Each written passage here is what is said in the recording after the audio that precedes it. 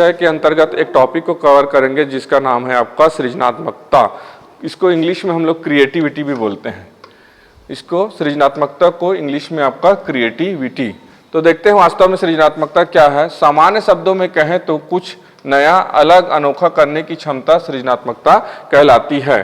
कुछ अलग करना या कुछ नया करना ही क्या कहलाता है, आपका सृजनात्मकता कहलाता है। या एक समस्या का समाधान करने के लिए अलग अलग उपायों के बारे में सोचना ही सृजनात्मकता कहलाता है। कोई समस्या है और इस समस्या को हल करने के लिए अलग अलग उपाय ढूंढना है ना। उस समस्या को हल करने के लिए अलग अलग उपाय ढूंढना या उपाय के बारे में बताना ही क्या कहलाता है, सृजनात्मकता। ताकि वो समस्या क्या है, अलग अलग उपायों से हल हो सके। वह योग्यता जिसके द्वारा हम नए संबंधों का ज्ञान होता है, इसकी उत्पत्ति में चिंतन, परंपरागत प्रतिमानों से हटकर असाधारण विचार उत्पन्न होता है, उसे ही सृजनात्मकता कहते हैं। उसके बाद सृजनात्मकता सोच की वह प्रक्रिया जिसमें विचारों की उत्पत्ति मौलिक लाभप्रद विचार समाहित है। उसके बाद देखें टेरेंस के अनुसार, टेरेंस ने सृजनात्मकता को क्या कहा है।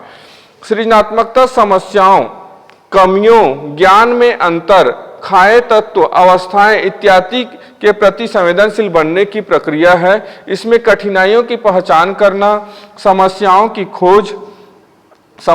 खोज करना, कमियों के विषय के अनुमान लगाना अथवा कमियों के विषय में परिकल्पनाओं की सूत्रबद्धता, परिकल्पनाओं का पुनः परीक्षण तथा संभवतः उनका रूपांतरण एवं पुनः परीक्षण और अंततः परिणामों की घोषणा निहित है। उसके बाद है गिलफोर्ड के अनुसार, गिलफोर्ड ने सृजनात्मकता को क्या कहा है। कभी सृजनात्मकता से अभिप्राय क्षमता से होता है। गिलफोर्ड ने क्या कहा कि सृजनात्मकता के से अभिप्राय क्षमता से होता है।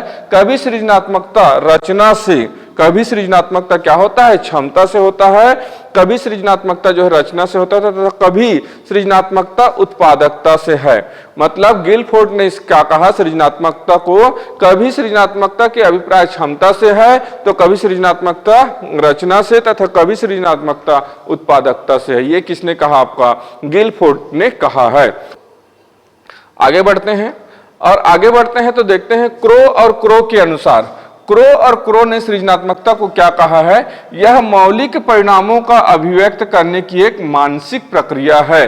क्रो और क्रो के अनुसार यह मौलिक परिणामों का अभिव्यक्त करने की एक मानसिक प्रक्रिया के अनुसार डिहान ने जो है सृजनात्मकता तो क्या कहा है आपका, यह ऐसी विशेषता है जो किसी नवीन व वांछित वस्तु के उत्पादन की ओर प्रवृत्त हो करे।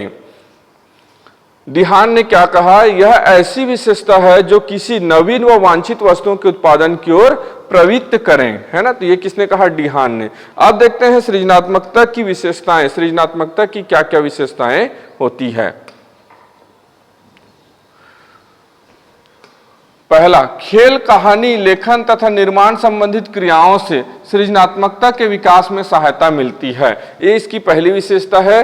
खेल, कहानी, लेखन तथा निर्माण संबंधित क्रियाओं से सृजनात्मकता के विकास में सहायता मिलती है। यदि आप खेल खेलते हैं, कहानी लेखन करते हैं या निर्माण संबंधित क्रियाओं से ही क्या होता है, सृजनात्मकता के विकास में हमको सहायता मिलती है।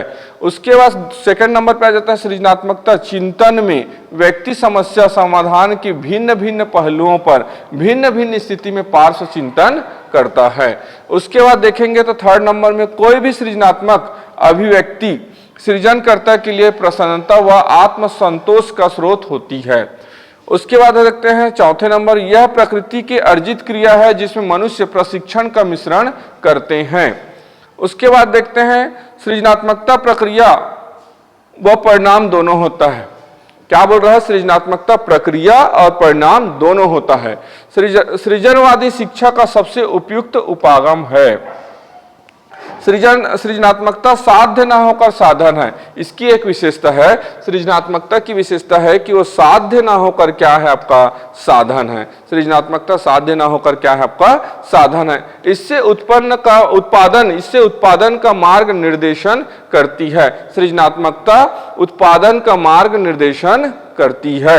उसके बाद यह एक लक्ष्य आधारित जटिल प्रक्रिया है ना। सृजनात्मकता क्या है? एक लक्ष्य आधारित जटिल प्रक्रिया है।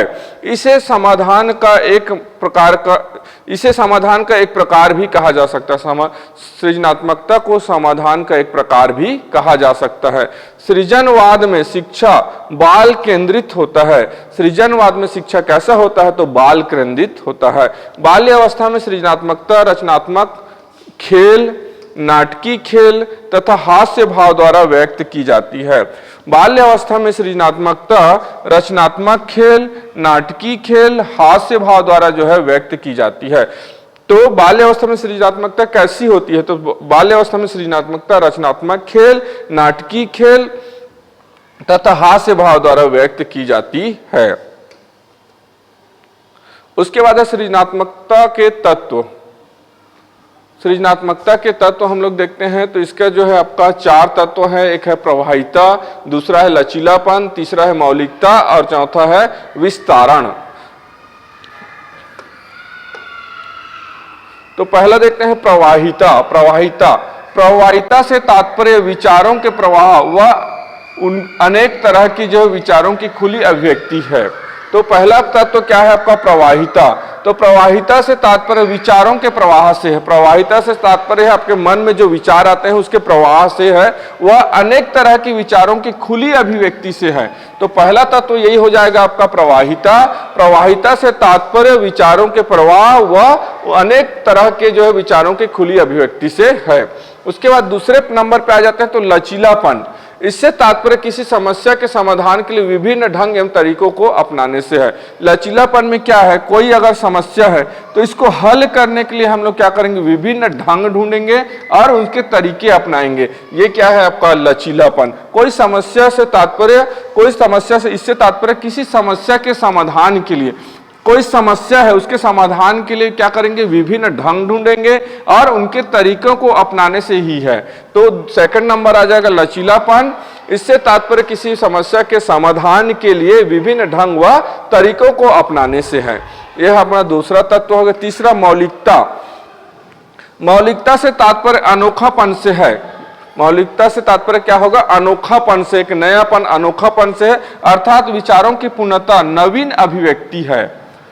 उसके बाद है विस्तारण। चौथे नंबर पे आ जाएंगे विस्तारण। इसमें व्यक्ति के नए ऊंचे विचारों को एक साथ संगठित कर उसका अर्थपूर्ण ढंग से विस्तार करता है। तो विस्तारण से क्या तात्पर्य है? इसमें व्यक्ति के नए ऊंचे विचारों को एक साथ, विचारों को क्या करना है? एक साथ संगठित कर उसका अर्थपूर्ण ढंग, उसका क्या करना है? अर्थपूर्ण ढंग से विस्तार करता है। तो ये हमारा जो है 4 तत्व हो जाएंगे। सृजनात्मकता के कितने तत्व हो जाएंगे? 4 हो जाएगा। पहला हो जाएगा प्रवाहिता, दूसरा हो जाएगा लचीलापन, तीसरा हो जाएगा मौलिकता और चौथा होगा विस्तारण। तो प्रवाहिता क्या बोलता है? प्रवाहिता से तात्पर्य विचारों के प्रवाह व अनेक तरह के विचारों की खुली अभिव्यक्ति से है। उसके बाद लचीलापन। इससे तात्पर्य किसी समस्या के समाधान के लिए विभिन्न ढंग व तरीकों को अपनाने से है।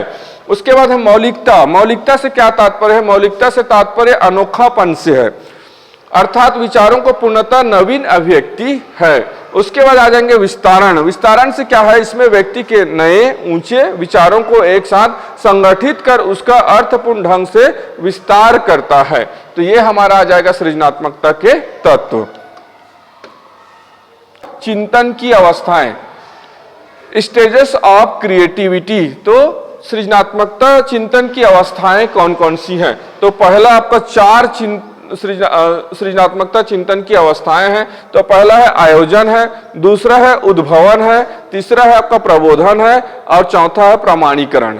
ठीक है, तो 4 हम लोग चिंतन की अवस्थाएं देखेंगे। तो आयोजन, इस चरण में सभी सूचनाओं को एकत्रित किया जाता है जिससे समस्या समाधान में मदद मिले। तो सबसे पहले सृजनात्मकता चिंतन की अवस्थाओं में पहला अवस्था हो जाएगा आयोजन। आयोजन में क्या होगा? इस चरण में सभी सूचनाओं को, जितनी भी सूचनाएं उसको एकत्रित किया जाता है जिससे समस्या समाधान में हमको क्या मिलती है? मदद मिलती है। तो आयोजन में इस चरण में सभी सूचनाओं को एकत्रित किया जाता है जिससे समस्या समाधान में मदद मिल सके। उसके बाद है उद्भवन। उद्भवन, इस चरण में व्यक्ति सूचना के बारे में चेतन रूप से चिंतन करना छोड़ देता है।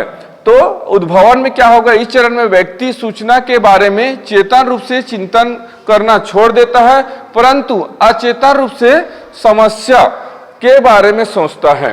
तो इसमें क्या बोल रहा है वो देखते हैं। उद्भवन में इस चरण में व्यक्ति सूचना के बारे में चेतन रूप से चिंतन करना छोड़ देता है, परंतु अचेतन रूप से समस्या के बारे में सोचता है।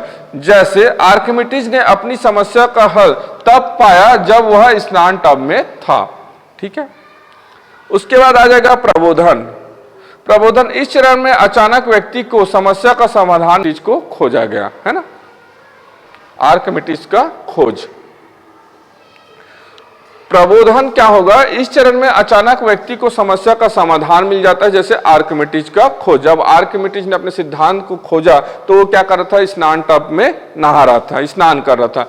तो प्रबोधन क्या होता है, किसी चरण में अचानक व्यक्ति को समस्या का समाधान मिल जाता है। कोई व्यक्ति है, अचानक किसी के बारे में उसको समस्या, अब ऐसा इसको ऐसा करूंगा तो क्या हो जाएगा, हल हो जाएगा। कैसे, अचानक उसको क्या मिल जाता है, समस्या का हल मिल जाता है, तो उसको क्या बोलेंगे, आपका प्रबोधन।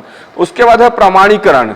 इस चरण में समस्या से प्राप्त समाधान व निष्कर्ष की जांच व मूल्यांकन किया जाता है। तो प्रमाणीकरण में क्या किया जाता है, इस चरण में समस्या के प्राप्त समाधान व निष्कर्ष की जांच व मूल्यांकन किया जाता है। तो प्रमाणीकरण में समस्या से प्राप्त समाधान, निष्कर्ष, जांच व मूल्यांकन किया जाता है।